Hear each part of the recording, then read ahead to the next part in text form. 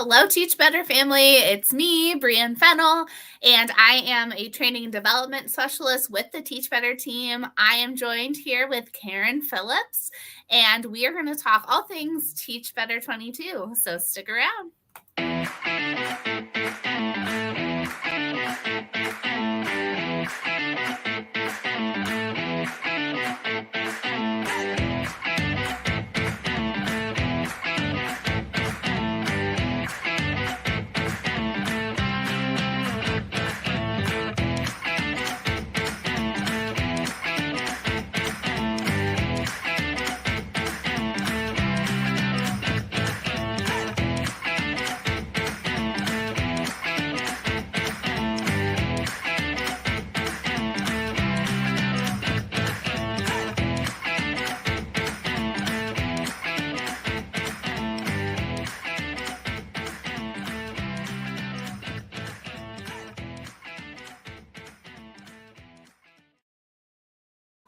Welcome back. I am Brianne Fennel, and I'm here with Karen Phillips to talk about her session and all things Teach Better 22. Welcome, Karen. Hi, I'm excited to be here today. We are so excited to have you. For those of us in our community, our Teach Better family, that don't know you, can you give us a little bit of some information, like where are you from? How are you involved in education?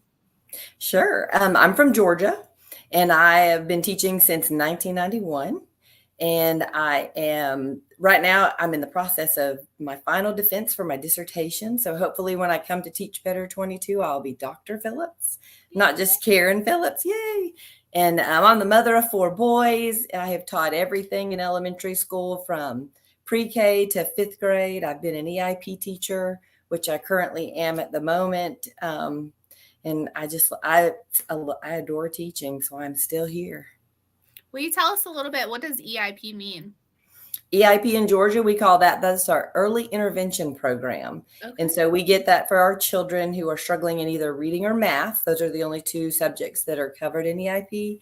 And I am the math EIP intervention specialist. We found out that we had something in common, Karen, that we are looping teachers.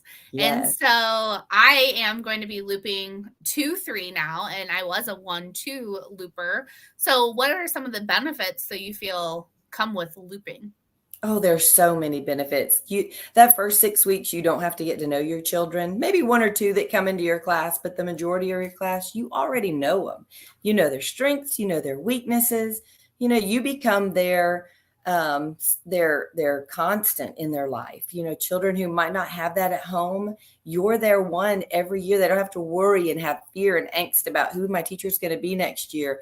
They can just come and grow and bloom with you. And the same with you. You know them, and you know their weaknesses and their strengths, and you know what sets them off and what comforts them, and all that you don't have to do. So that second year, the growth that you can have with those children it's phenomenal.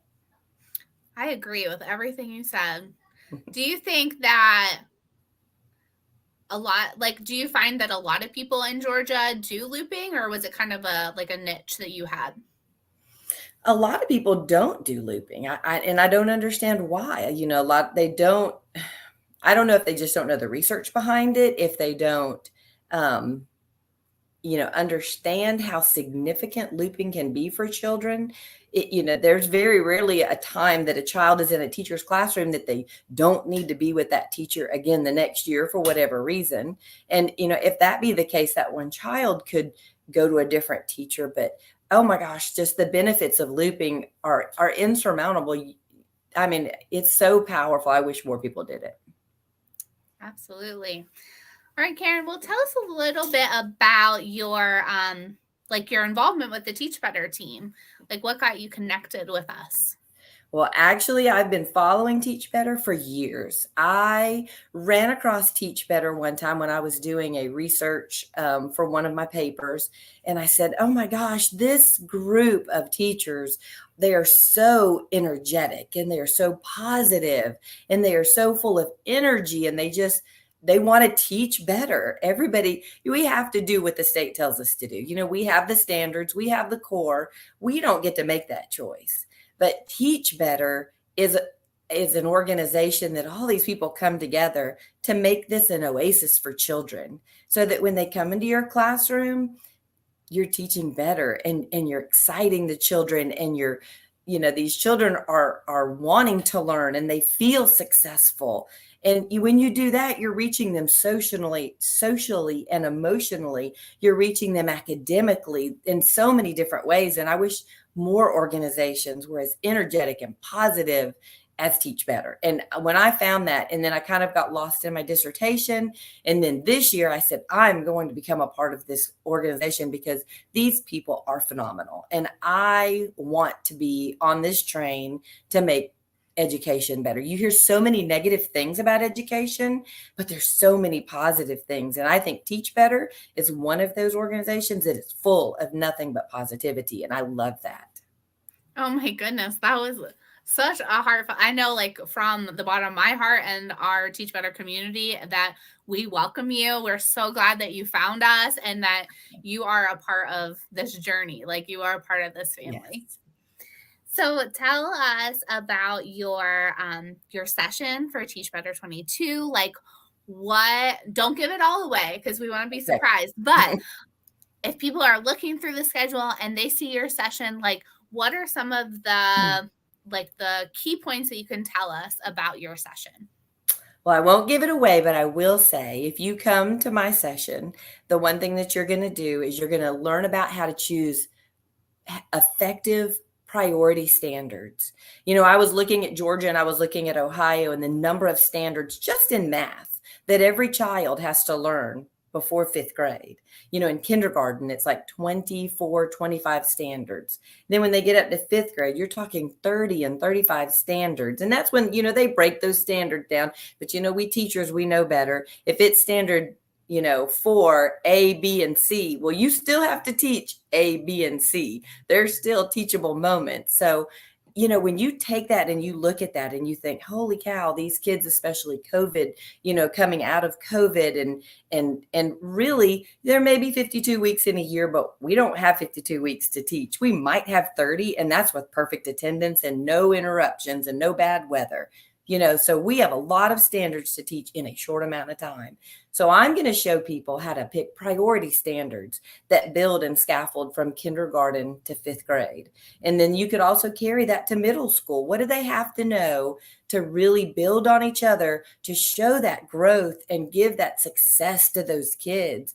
And when you pick those priority standards, it affects all of the standards. So all of their success and all of their growth is exponential because you've chosen the correct standards to be priority.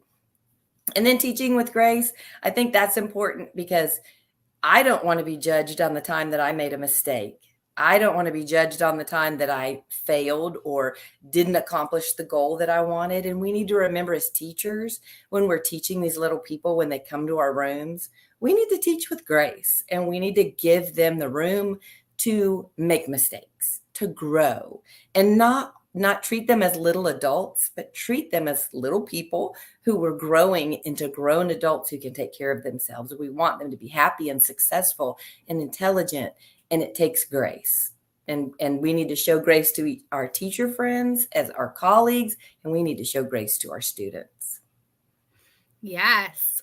How do you think your, going through your process for your dissertation or PhD has maybe built your platform for grace, or kind of formed your opinions of how students learn and the ways that we should support each other in education? Oh, it's so much. My dissertation is on PBIS, which is positive behavior intervention supports.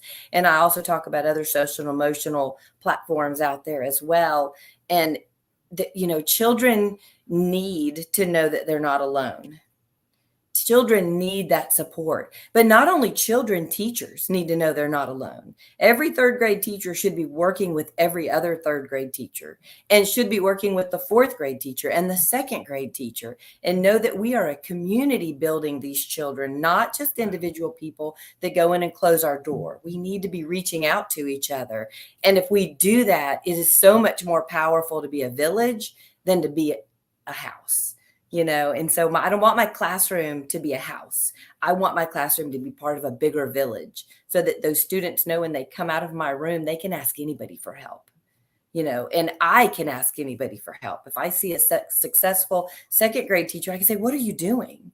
That building that professional community is so important. And I've really seen through my dissertation that successful schools, that's what they do. I love it. Not only are we connected, within our buildings, but with things like Teach Better or social media, Yes, we really can grasp a really broad concept. And if we do it the right way, like we don't have to always agree, but we can get so many ideas on how to meet the needs of our students. Because as we know, every single year, our classrooms, even looping classrooms, can be different because yes, you have children that are coming in, and when they have behaviors, they tell us a story, they speak to us. that's exactly There's no child who's coming in trying to give you just a bad time. they right. they all have That's they all have those stories. And with things like PBIS and other social emotional platforms, we can really kind of create that not only with our students but with ourselves, like you said. Yeah. Because you want teachers to stay in teaching. You want teachers to love teaching. And what a better way to help teachers to love teaching than to help students to love school. And if we're all successful and we're all getting what we need out of coming to school, it's just going to grow because teachers are the backbone of this world. Everybody goes through a teacher. So let's just make sure all of us are happy and successful and working together. Yes. What about if people are coming to your session, like if you could pick anything for them to bring with them, what would be some of your requests? Material wise, I'm not really worried about anything. Just come with an open mind and an open heart. And, I will have templates that I will have available, Google Classroom templates, and paper templates that they can use to help with the priority standards. But really just come ready with an open heart and an open mind, ready to take it all in and take it home and help those little children be successful. You may know that we are actually having some networking events. So I'm hoping that you'll be joining us and getting to Yes, know a lot of people from our Teach Better family and our network. We are so excited about that little added bonus because, like you said, building relationships, we're not just there to learn about education, but we're also building connections with each other so that we that's can right. help each other once we're home from Teach Better 22. That's right. What Exactly. what are some of the things that you're most excited about for Teach Better 22?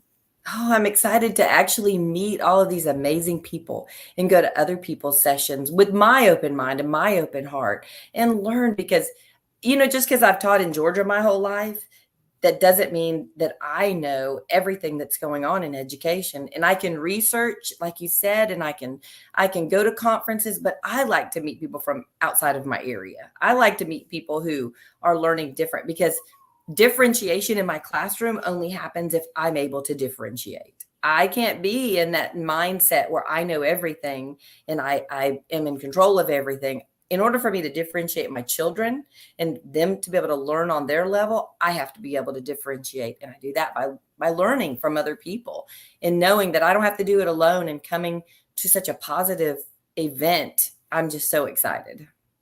We're excited too. If people would like to get in touch with you or connect with you before our conference or even after, what are some of the best ways to get in contact with you? Well, I have an Instagram, which is on my handle, Teaching with Grace KP. And then I'm also on LinkedIn. Very good. Okay, well, I am so thankful that you were able to come here and just chat with me today. I feel like we Yeah, have so much in common and that I cannot wait to sit down, learn from you and from the other people at Teach Better 22. If you are not signed up for our conference yet, go to teachbetterconference.com and you can go ahead and sign up. You can get involved. There's other ways like sponsorships, bookstore, podcast network. We are just filled to the brim with excitement about this conference. So, yes. Karen, we want to thank you for joining us today, and we hope that you have a fantastic afternoon. Thank you. You too. It was great meeting you, and I can't wait to see you in person. Thank you.